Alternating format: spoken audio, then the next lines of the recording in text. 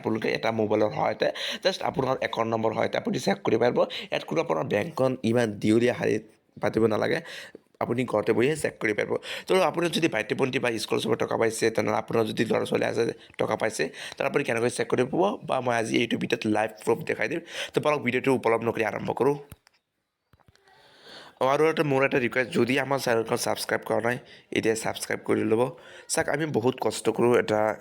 এটা video' like নাপাওঁ যদি আমি এতিয়া ইমান কষ্ট কৰোঁ তে আপোনালোকে কিবা এটা এই কষ্টৰ আমাৰ ভিডিঅ'বিলাক চাই যদি কিবা এটা উপকাৰ হয় তো এটা লাইক কৰা কি কথা তো লাইক কৰি দিব ছাবস্ক্ৰাইবটো কৰিবই তো বলক আমি যিটো কামৰ কথা এইটো আহোঁ তো আপোনালোকে প্ৰথমে গুগলত যাব ইয়াত আপুনি চাৰ্চ কৰিব PFMS চাৰ্চ কৰাৰ পিছত ইয়াত আপোনালোকে এইটো PFMS ইয়াত ক্লিক কৰিব তলপিনে গৈ আপোনালোকে পাব ইয়াত লিখা আছে নাও ইউৰ পে'মেণ্ট আপোনালোকে লৈছে নাও ইউৰ পে'মেণ্টত আপোনালোকে ক্লিক কৰিব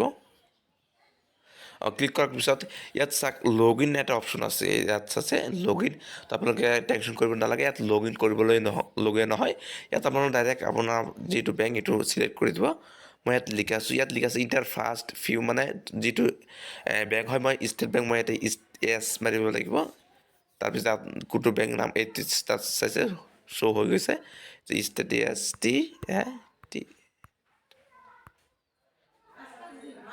ষ্টেট বেংক অফ ইণ্ডিয়া এতিয়া মই state bank of India select কৰি দিলোঁ আৰু ইয়াত আপোনাৰ একাউণ্ট নম্বৰটো বহুৱাবলৈ কৈছে মই একাউণ্ট নম্বৰটো বহুৱাই আছোঁ মই ইয়াত একাউণ্ট নম্বৰখন বহুৱাই দিলোঁ আৰু মোৰ যিটো বেংকৰ একাউণ্ট হয় সেইটো বহুৱাই দিলোঁ ষ্টেট বেংক অফ ইণ্ডিয়া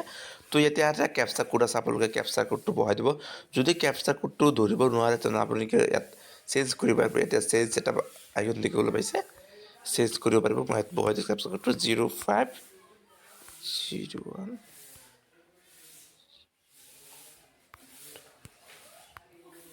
মই এতিয়া কেপচা কোডটো বহুৱাই দিছোঁ বহুৱাই দিয়াৰ পিছত এতিয়া send OTP on registered mobile number আপোনালোকে ইয়াত ক্লিক কৰিব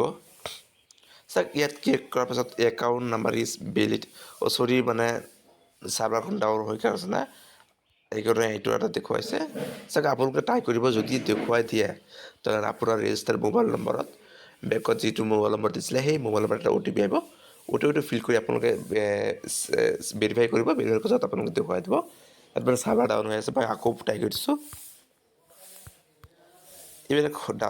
চাৰ্ভাৰ ডাউন হৈয়ে থাকে